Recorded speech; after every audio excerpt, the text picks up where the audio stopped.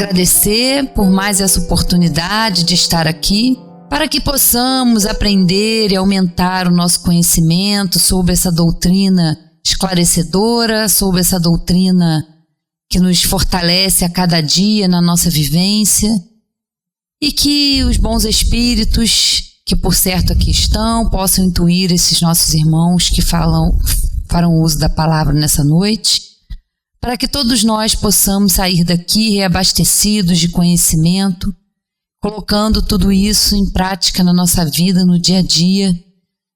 E para isso contamos com a ajuda dos nossos anjos de guarda, que nos ajudam, que nos intuem o tempo todo. Graças a Deus, e que assim seja. Com vocês vamos começar com o Roberto falando sobre saúde e espiritualidade, né? Tema muito importante e oportuno.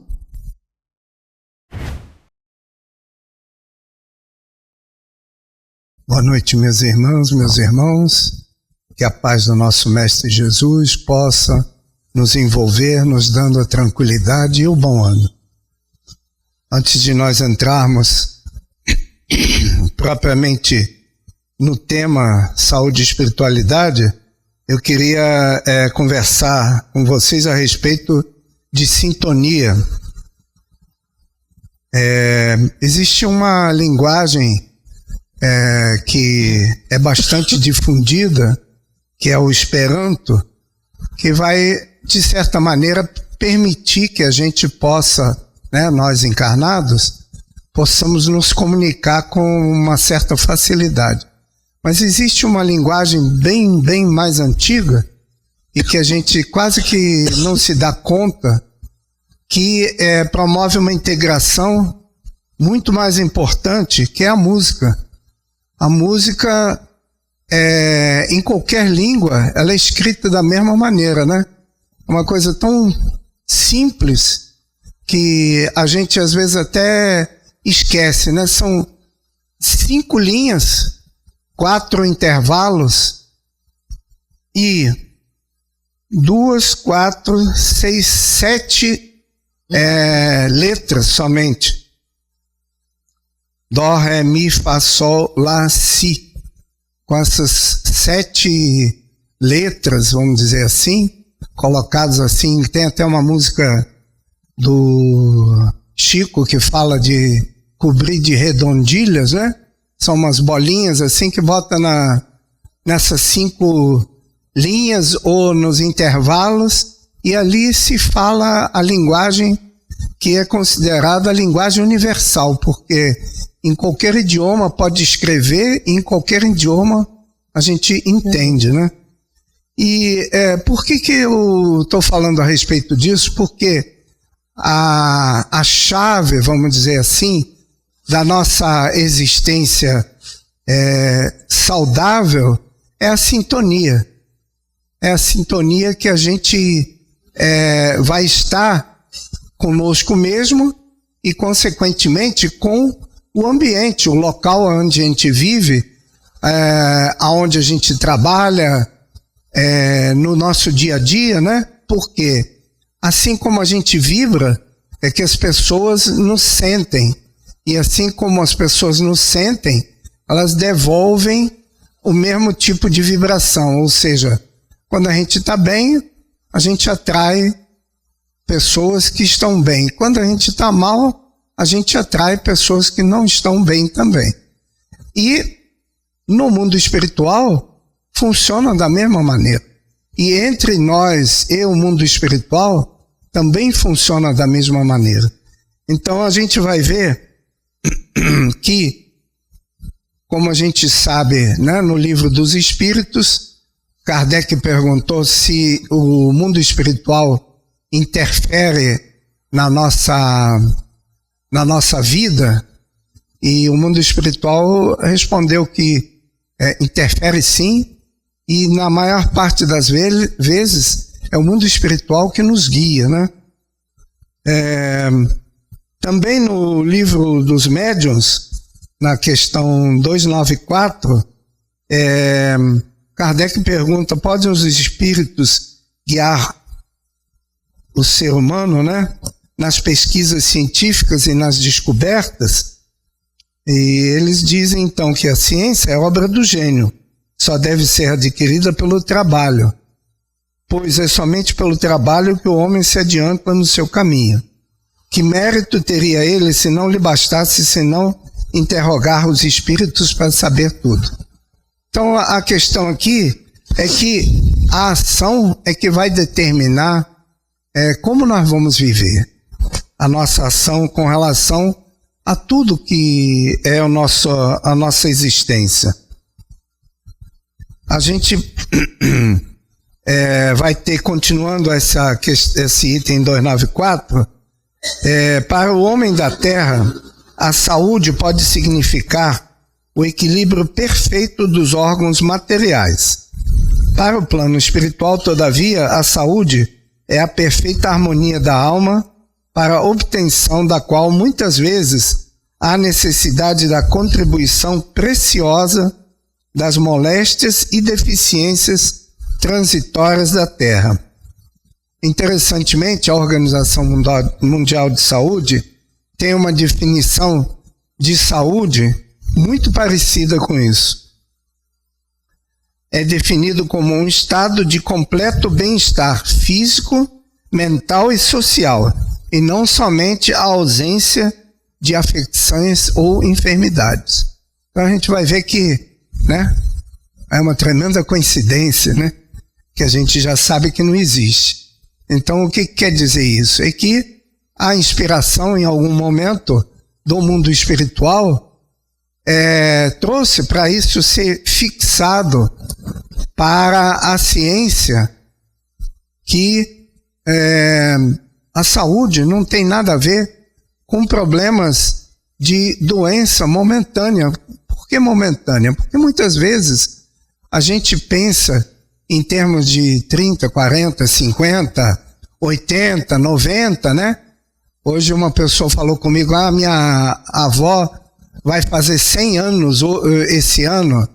Então, mesmo assim, é um tempo de existência bastante reduzido, se a gente for imaginar que nós, que somos seres imortais, já estamos numa caminhada de alguns séculos, talvez milênios, ou talvez até muito mais, porque se a gente for parar para pensar que existem registros científicos de existência de seres parecidos conosco, de 40 milhões de anos atrás, e se a gente faz parte desses primeiros seres que encarnaram aqui no planeta Terra, a gente pode ser que já esteja reencarnando aí há uns 30 milhões de anos, E ainda falta algum tempo, hein?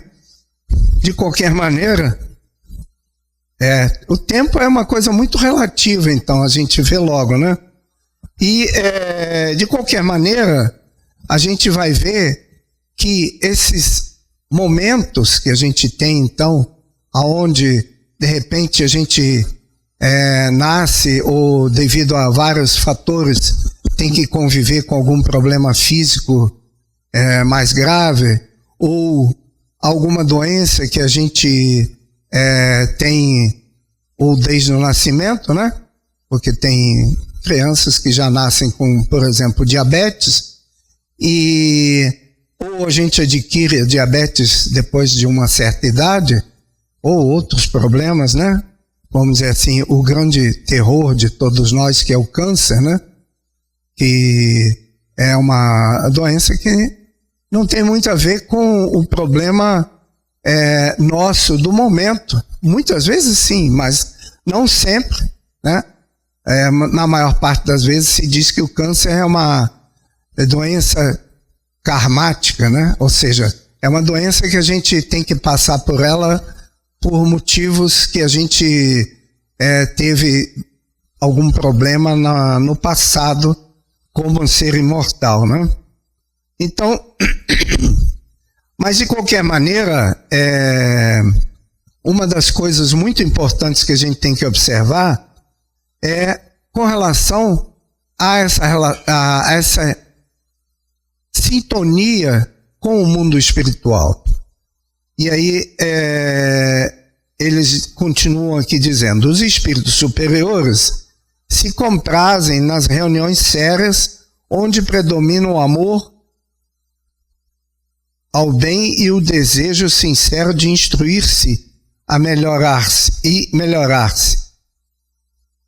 A presença deles afasta os espíritos inferiores, que ao contrário encontram livre acesso e podem agir com toda liberdade entre pessoas frívolas ou guiadas apenas pela curiosidade e por toda parte onde encontrem maus instintos. Quando a gente lê assim, a gente acha que isso tem a ver com a mesa mediúnica, mas não tem não. Os espíritos superiores se comprazem com reuniões sérias que são de várias naturezas diferentes, né? Jesus mesmo, na época que esteve entre nós, o que ele disse? Onde estiverem reunidos 2 ou mais em meu nome, ali eu estarei. Então, qualquer tipo de reunião, essa nossa reunião aqui, ela tem a presença de espíritos superiores que se preocupam conosco e se preocupam também em ajudar outros que vão conseguir ser ajudados através da nossa sintonia favorável para que eles possam usar aquilo que nós temos de melhor para ajudar o próximo. E, ao mesmo tempo, afastam os espíritos inferiores, porque os espíritos inferiores, eles não gostam muito de reuniões sérias.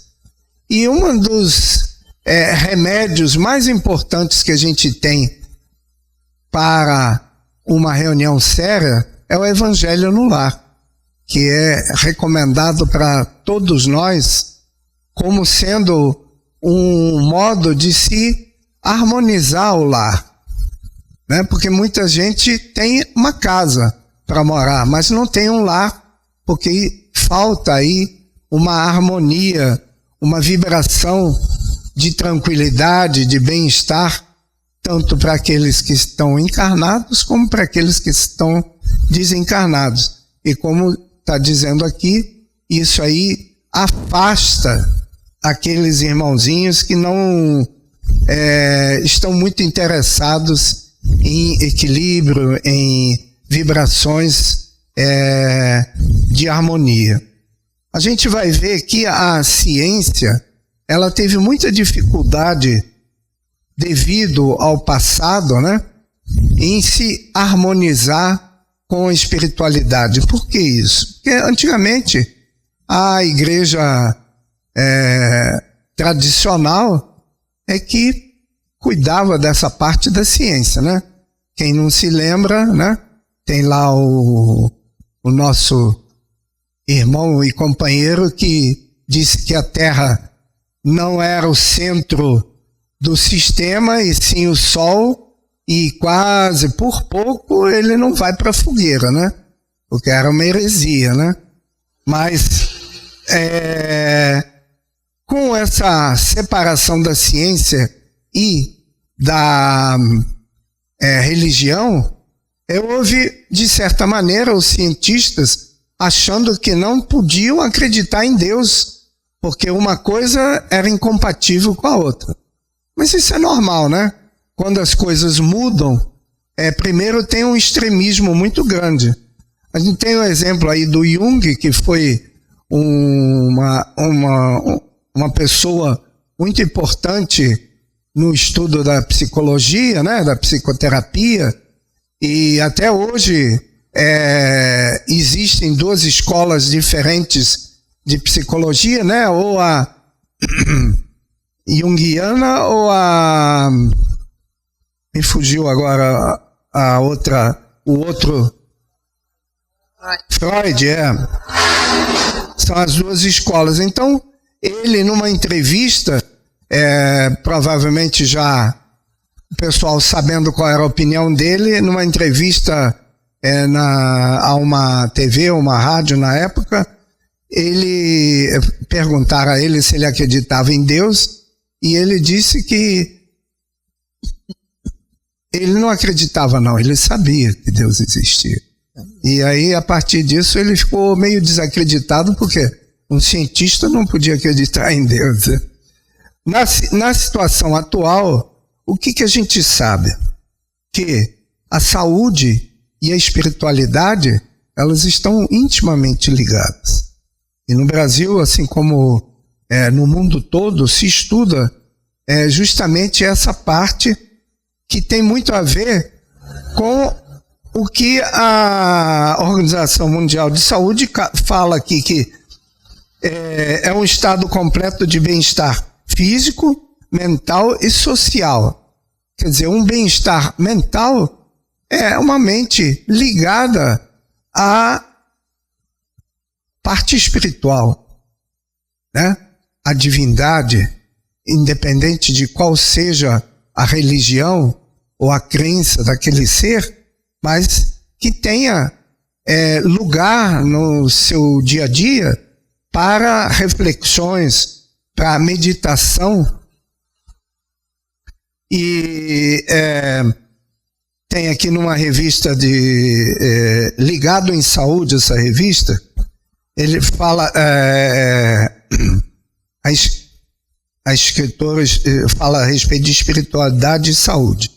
E diz assim: diversos estudos apontam que ter uma espiritualidade pode trazer mais qualidade de vida e isso pode ter um impacto positivo na saúde. No entanto, esse é um tema que costuma ser tabu em consultórios e atendimentos de saúde, porque a maioria das pessoas acredita que ciência e espiritualidade não podem se misturar. E aí então a gente vai ver que, na verdade, a ciência hoje em dia já chegou à conclusão que a espiritualidade é muito importante, tanto para o nosso equilíbrio, de maneira geral, como para a saúde, porque nesse momento a parte espiritual ela vai ajudar, por exemplo, aqui, seguindo essa reportagem, a espiritualidade proporciona sentimentos como perdão, gratidão, empatia e otimismo, que produzem e liberam substâncias anti-estresse, como serotoninas e endorfinas, que são benéficas à saúde vascular, no caso do coração, né? Por outro lado, a raiva, o pessimismo e o medo liberam hormônios de estresse, como adrenalina e cortisol, que também, nesse caso, não são benéficos para a nossa saúde, né? A questão da espiritualidade, ela diz, é confundido com religiosidade, quando na verdade não necessariamente requer práticas religiosas. Trata-se da dimensão da consciência que é a busca pela transcendência, seja essa considerada Deus, universo ou verdade última. Dizendo então que o interesse pelo tema espiritualidade nos últimos 10 anos, ele ganhou uma importância muito grande, né? A gente vê que agora, após essa pandemia que nós tivemos, né, o Covid, que muitos nem lembram mais, que já faz tanto tempo que passou, né? Mas deixou muitas consequências de saúde física. Estava falando hoje justamente a respeito disso, né? Uma que tem aparecido muito é a tal da herpes zoster, que a gente quase que não ouvia falar, né? E hoje em dia os médicos indicam até que todo mundo deve tomar a vacina, que é cara pra caramba. E quem já tomou, nosso companheiro Rogério, por exemplo, já tomou. Falou que dói, feito não sei o quê. Mas não é para assustar vocês, não. Quem achar que é válido, mas vocês podem estar certo que dói no braço e no bolso também. É bem caro. Mas de qualquer maneira, o que tem a ver isso? É porque foi um desequilíbrio durante um tempo muito grande que nós sofremos, porque quando está de noite e a gente não sabe se vai clarear, a gente fica realmente muito emocionalmente abalado. Porque a gente não sabe quando é que vai acabar isso, né? Porque não existia uma perspectiva. E, na verdade, a gente acabou descobrindo que o vírus em si não vai acabar nunca, né? Ele veio para ficar. Tem, inclusive, um livro que eu li, eu emprestei e a pessoa não me devolveu, deve ter gostado bastante. O livro dizendo a história da humanidade através do vírus. E lá fala de uma coisa muito interessante, porque o vírus, ele tem inteligência. O vírus inteligente, ele não mata o hospedeiro. Porque se o hospedeiro morrer, ele morre também. Então, os vírus que vêm há séculos e séculos, e um deles, um que existe registro na época dos egípcios, que é o que a gente chama de bacilo de Koch, que é o da tuberculose, é um vírus inteligente. Ele ficou escondidinho e tal, e ultimamente tem estado aí fazendo das suas novamente. E é antiquíssimo, né? Então eles estudaram a humanidade através dos vírus que existem, com os quais a gente convive, né? A gente convive e vamos conviver com mais esse, que é um vírus que veio para ficar. Mas, naturalmente, necessitou esses homens de gênios, ou pessoas de gênio, né? Para poder, então, encontrar uma solução que pudesse fazer com que a gente consiga conviver mais ou menos em harmonia com esse vírus, né? Então, a gente vai ver que, na verdade, a prece é a solução para a nossa vida, o nosso dia a dia. Tá aqui, por exemplo, a espiritualidade e a religiosidade são recursos valiosos utilizados pelos pacientes no enfrentamento das doenças e do sofrimento. O processo de entender qual a relevância, identificar demandas e prover adequado suporte espiritual e religioso beneficia tanto pacientes como a equipe multidisciplinar e o próprio sistema de saúde. Ideias positivas repetidas sistematicamente e fervorosamente mudam o nosso campo mental, quer dizer, mudam essa sintonia, fazendo com que a gente consiga fugir do problema, não, mas fazer a conexão com aqueles que podem nos ajudar, que são os irmãozinhos do mundo espiritual de nível mais elevado.